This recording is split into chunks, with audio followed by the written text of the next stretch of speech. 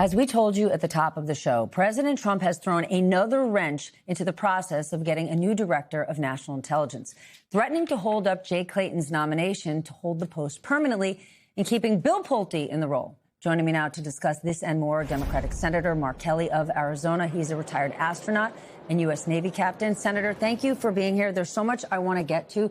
You were on the Intelligence Committee, which was supposed to hold a confirmation hearing for Jay Clayton today. What in the world's going on?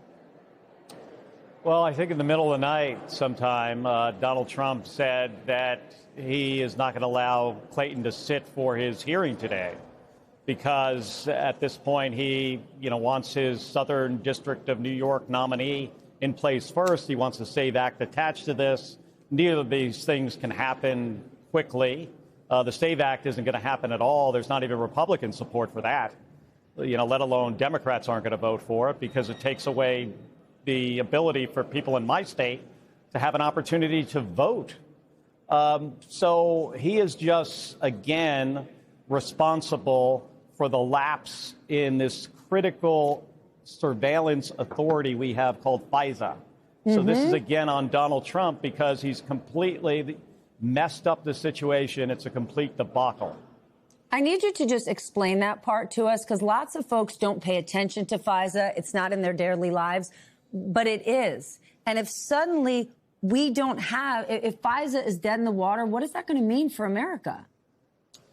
Well, one critical aspect of this is that it allows our intelligence agencies to listen in to phone calls of foreign nationals when they're in other countries. And because of that, we gather a lot of intelligence about, bad things that could happen here in the United States. Planning of terrorist attacks being a good example of that. So that lapsed last Friday. Now, we're still collecting, some of this intelligence that's out there. But the longer this goes on, the harder it gets. And it seems that Donald Trump cares more about the politics of all of this than the safety of the American people. And he wanted his nominee, Bill Pulte, who is just fundamentally unqualified. You almost can't find a more unqualified individual than Bill Pulte to be the director of national intelligence. So he wanted this guy in there. For me and a lot of my colleagues, even Republicans, we look at that in of itself as a security issue for the United States. Were you prepared to confirm Jay Clayton? Well, I met with him yesterday, and I had some questions, I think some serious questions prepared for him for the open hearing today that I would expect to get decent answers to. But we were going to have to see. I mean, he doesn't have a lot of experience at this. He's a lawyer. He is, works at the Southern District of New York. He runs that office as the U.S. attorney, but is he qualified for this job? In the statute, it says you have to have extensive national security experience. He doesn't have this. Is he better than Bill Pulte? Yes. He's a well-respected individual. Yes, he's better than Bill Pulte. If the Bill Pulte bar is down here, he's above that. Let's talk about this Iran deal. Do you expect to actually see the text before Iran signs off on it? Is Congress going to have a say? Well, we should get a say, and we should see the text. I mean, I've got, here sitting in front of me, what is supposedly this 14-point plan, that was released, and then the administration says, well, this isn't it. I think they realize... We're not living in should. What's that? We don't live in should. What's really going to happen in the next 2 days?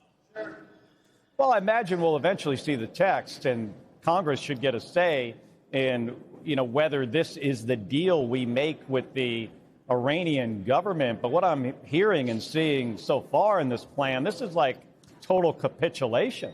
Imagine if Joe Biden or Barack Obama signed this deal, what Donald Trump would say about it. And so if this is his plan, I think at least if Congress gets a say, this thing's a non-starter. For the American people, if this deal gets signed, what will it mean for us? Well, I think it emboldens the Iranians. It makes them more powerful. It gives them resources to build more ballistic missiles. It may leave them with the ability to develop a nuclear weapon.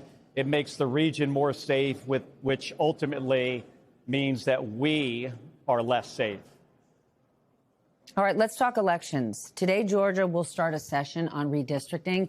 What is the right way for your party, for Democrats, to deal with these challenges from gerrymandering?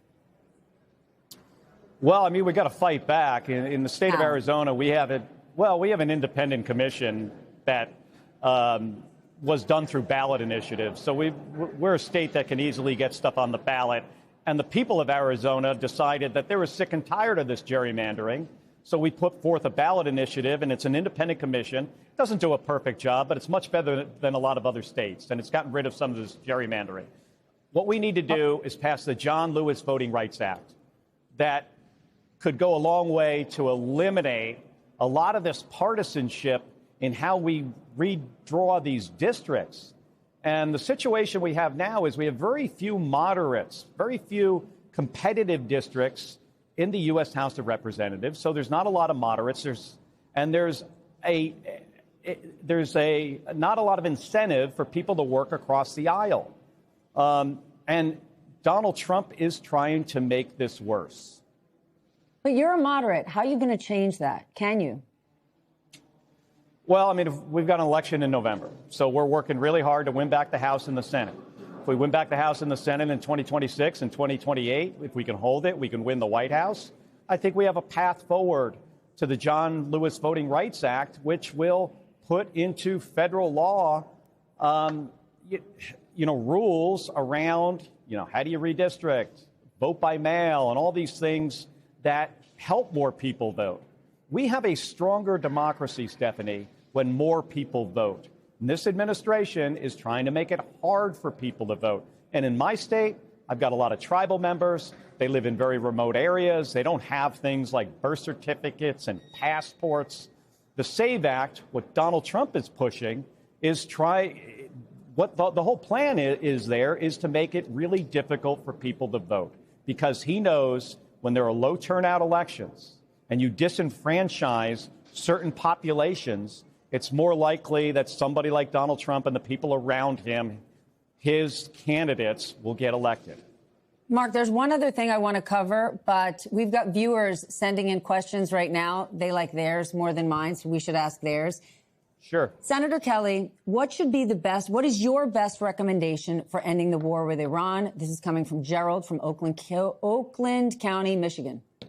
Well, I'd say the first thing is put somebody who is a professional in charge of the negotiation, not the son-in-law, not the real estate developer. I would start there. Well, that would be a good start. I want to ask you this.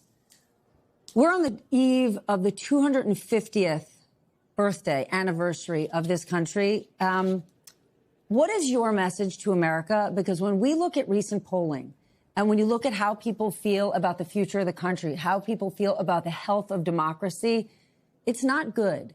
What is your message to the country right now? Well, first of all, 250 years of a democracy, it's a great achievement.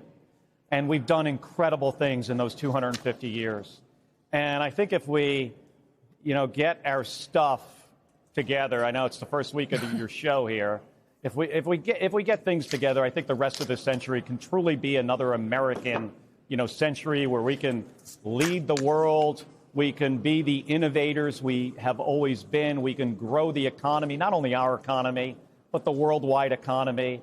We can have the resources to help other people around the world to deal with issues of disease and starvation. We can get back to that stuff, and we can do it responsibly. We can solve some really big problems. So I think we should celebrate this 250 years, this birthday of ours as a nation. But I do understand why people are, upset, and Washington hasn't delivered for them. There are so many Americans that can't afford rent and health care, and they can't afford groceries. Half of all Americans are having a hard time affording to put food on the table. So these problems have to be addressed, and this